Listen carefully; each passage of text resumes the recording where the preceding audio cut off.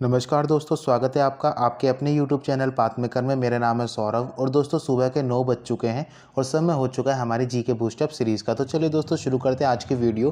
पहला क्वेश्चन हमारे सामने है, राष्ट्रीय अनुसूचित जाति आयोग की स्थापना कब की गई थी? मतलब कि national commission for schedule caste की स्थापना कब की गई थी? हमारे पास चार ऑप्शन है दोस्तों, 1985, 1988, 2004 या फिर 1999। इसका सही आंसर है दोस्तों ऑप्शन सी, 2004 में national commission for schedule caste की स्थापना की गई थी। दोस्तों हमारे संविधान में 89th अमेंडमेंट एक्ट 2003 में लाया गया था दोस्तों। 89वें संविधान संशोधन 2003 के तहत दोस्तों क्या किया गया था? 89वें संविधान संशोधन 2003 के तहत हमारे संविधान में एक आर्टिकल जोड़ा गया था 338A, जिसमें राष्ट्रीय अनुसूचित जाति आयोग और राष्ट्रीय अनुसूचित जनजाति आयोग के बारे में बताया गया था। ठीक है, क्वेश्चन नंबर 2 हमारे सामने है दोस्तों, राष्ट्रीय अनुसूचित जनजाति आयोग की स्थापना मतलब कि national commission for scheduled tribes की स्थापना कब की गई थी? दोस्तों मैंने अभी आपको बताया, इसका भी आंसर क्या होगा? 2004 में। इसके लिए भी दोस्तों 89th अमेंडमेंट एक्ट 2003 के तहत दोस्तों एक संविधान संशोधन किया गया था, जिसके तहत अनुच्छेद 338A को संविधान में जोड़ा गया था। और दोस्तों इसी में ही अनुसूचित जाति और अनुसूचित जनजाति के लोगों के बारे में या फिर उनके कल्याण के बारे में, योजनाओं के बारे में, स्कॉलरशिप के बारे में या फिर उनको कैसे प्रोत्साहन देना है नौकरी में या फिर कहीं, वो उस सब के बारे में बताया गया है। ठीक है, हम देखते हैं क्वेश्चन नंबर 3। क्वेश्चन नंबर 3 हमारे सामने दोस्तों, सुप्रीम कोर्ट के प्रथम चीफ जस्टिस कौन बने थे? हमारे पास चार ऑप्शन है, एच.जे. कानिया, जी.वी. मावलंकर, एम फातिमा बीवी या फिर शरद अरविंद बोबडे। इसका सही आंसर है दोस्तों ऑप्शन ए, हीरा लाल जे कानिया प्रथम सुप्रीम कोर्ट के चीफ जस्टिस थे दोस्तों। इन्होंने सर्व किया था 1950 से 1951 तक। ठीक है, और दोस्तों ये एक ऐसे चीफ जस्टिस थे जो कि ऑन पोस्ट अपने ऑफिस में इनकी मृत्यु हो गई थी। दोस्तों जो लिखा हुआ है एम फातिमा बीवी, मैंने आपको लास्ट वीडियो में या फिर अपनी जीके बूस्टअप सीरीज में बता रखा है कि एम फातिमा बीवी प्रथम महिला chief justice of supreme court बनी थी। और दोस्तों जो शरद अरविंद बोबडे लिखा हुआ है दोस्तों, ये प्रेजेंट है, मतलब कि आज वर्तमान में भारत के सुप्रीम कोर्ट के चीफ जस्टिस हैं। ठीक है, क्वेश्चन नंबर 4 देखते हैं, वायु में ध्वनि की चाल क्या होती है? दोस्तों हमारे पास चार ऑप्शन है, the speed of sound in air is what?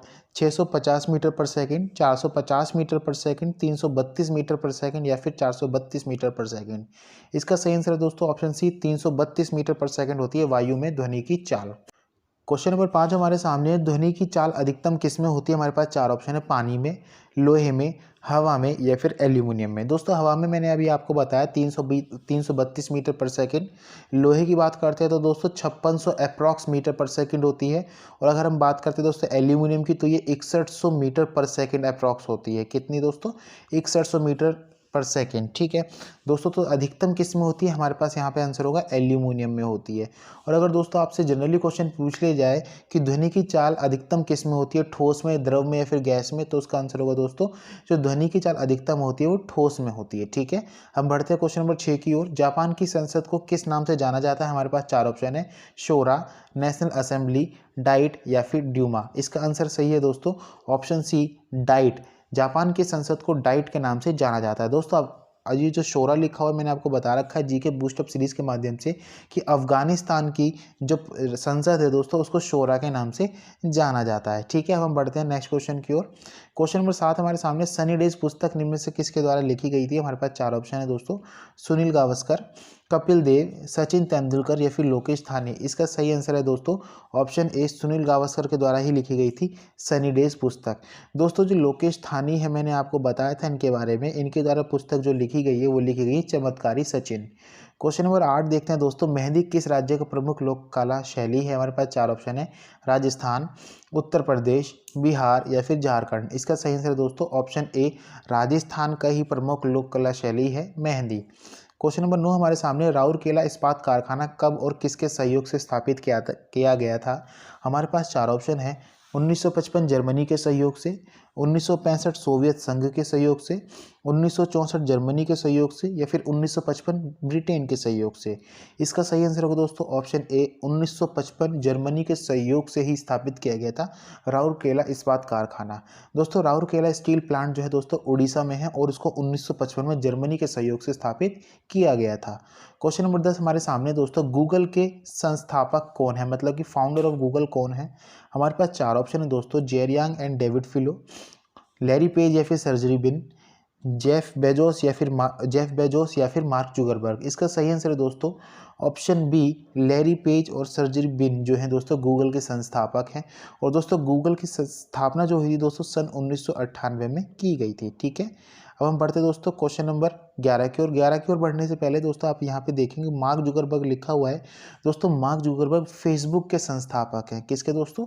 Facebook के। क्वेश्चन नंबर 11 हमारे सामने है, ट्विटर के संस्थापक कौन है। हमारे पास 4 ऑप्शन है, Jerry Yang and David Filo, Larry Page एवं सर्जरी बिन, जैक डोरसे या फिर मार्क जुगरबर्ग। इसका सही आंसर दोस्तों ऑप्शन सी, जैक डोरसे ही है ट्विटर के संस्थापक जिन्होंने इसकी स्थापना 2006 में की थी। देखिए दोस्तों आप एक बात को ध्यान से देखेंगे, जो ये ट्विटर है इसके जब आप नेट पे सर्च करेंगे तो उसके 4 फाउंडर आपको दिखाएगा, जिनके नाम जिनमें से हैं जैक डोरसे, एवन विलियम्स, नोआ ग्लास और बिज स्टोन। लेकिन दोस्तों जो एक मेन अगर हम फाउंडर की बात करते हैं तो वो जैक डोरसे हैं। बाकी आप ऑप्शन में ये भी अपनी नोटबुक में ये भी नोट कर ले, मैं एक बार फिर बोल देता हूँ दोस्तों, एवन विलियम्स, नोआ ग्लास और बिज स्टोन और जैक डोरसे, ये चारों ही दोस्तों फाउंडर है किसके? ट्विटर के। लेकिन मेन फाउंडर की अगर हम बात करते हैं दोस्तों तो ऑप्शन सी, जैक डोरसे ही हैं। क्वेश्चन नंबर 12 हमारे सामने, निम्न में से किसे फलों की रानी के रूप में जाना जाता है। हमारे पास 4 ऑप्शन है, लीची, इलायची, बेरी या फिर स्ट्रॉबेरी। इसका सही आंसर है दोस्तों ऑप्शन ए, लीची को ही फलों की रानी के रूप में जाना जाता है। क्वेश्चन नंबर 13 हमारे सामने दोस्तों, राष्ट्रपति के चुनाव हेतु न्यूनतम आयु सीमा क्या है। हमारे पास 4 ऑप्शन है, कोई आयु सीमा नहीं है, 35 वर्ष, 30 वर्ष या फिर 25 वर्ष। देखिए दोस्तों राष्ट्रपति के चुनाव लड़ने के लिए जो मिनिमम एज हमारे संविधान में डिसाइड की गई है दोस्तों वो है 35 वर्ष। ठीक है, अभी मैंने दोस्तों अपनी लास्ट वीडियोस में मैंने आपको बताया था कि राष्ट्रपति के चुनाव लड़ने के लिए मैक्सिमम एज कितनी होनी चाहिए, तो उसके लिए मैंने आपको बताया था दोस्तों कोई भी आयु सीमा नहीं है, लेकिन न्यूनतम आयु 35 वर्ष है। क्वेश्चन नंबर 14 हमारे सामने दोस्तों, प्याज का लाल रंग किसके कारण होता है। हमारे पास 4 ऑप्शन है, कैप्सेसिन, कैरोटीन, कैरिक्सेंथिन या फिर एंथोसायनिन। इसका सही आंसर है दोस्तों ऑप्शन डी, एंथोसाइनिन के कारण ही दोस्तों प्याज का लाल रंग होता है। देखिए दोस्तों कैप्सेसिन मैंने आपको बता रखा है, मिर्च में चरपराहट का कारण होता है कैप्सेसिन। कैरोटीन दोस्तों हल्दी का जो पीला रंग होता है वो कैरोटीन के कारण होता है। ठीक है, मैंने आपको बता रखा है दोस्तों नखून का रंग या फिर हल्दी का पीला रंग ये किसके कारण होता है, कैरोटीन के कारण होता है। और दोस्तों हमसे यहाँ पे पूछा गया था प्याज का लाल रंग किसके कारण होता है, तो उसका आंसर क्या है दोस्तों, एंथोसाइनिन के कारण।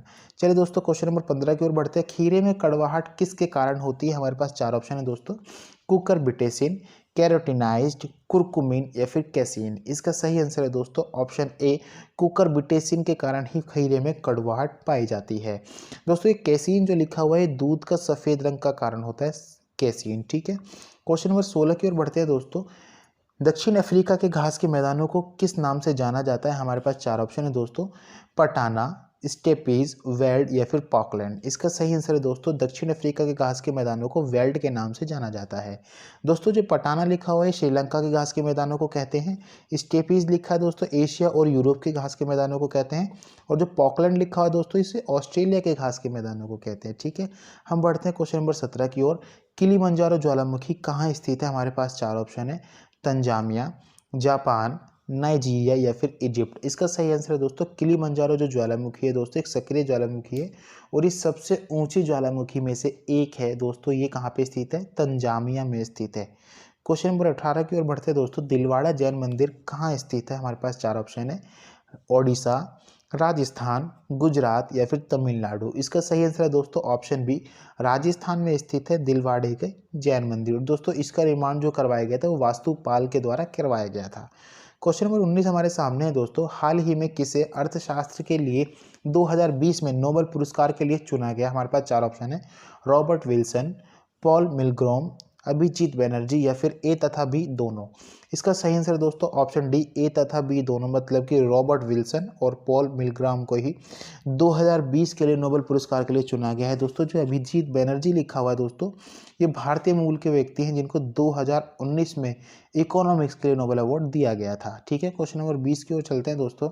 हाल ही में कौन मात्र एक दिन के लिए ब्रिटिश उच्चायुक्त बनी है? हमारे पास चार ऑप्शन दोस्तों, प्रियांक तैलंसरा, जैन फ्रेचर, चैतन्य वेंकटेश्वरन या फिर इनमें से कोई नहीं। इसका सही आंसर है दोस्तों चैतन्य वेंकटेश्वरन जो बनी है, ये पहले भारतीय हैं और मतलब भारतीय मूल की हैं और ये मात्र एक दिन के लिए ब्रिटिश उच्चायुक्त बनी है। क्वेश्चन नंबर 21 हमारे सामने है दोस्तों, अंतरिक्ष में पहुंचने वाले प्रथम भारतीय कौन थे? इसका आंसर दोस्तों आपको ऑप्शन आप कमेंट सेक्शन में कमेंट करके खुद ही बताना होगा। मैंने आपको लास्ट वीडियो में ये पढ़ाया भी था। ठीक है दोस्तों, आज की वीडियो यहीं समाप्त होती है। आपको ये वीडियो कैसी लगी कमेंट सेक्शन में कमेंट करके जरूर बताइएगा, हमें आपकी कमेंट का इंतजार रहेगा। तो चलिए दोस्तों विदा लेते हैं आपसे, मिलेंगे अपनी नेक्स्ट वीडियो में। थैंक्स फॉर वॉचिंग गाइज, जय हिंद जय भारत।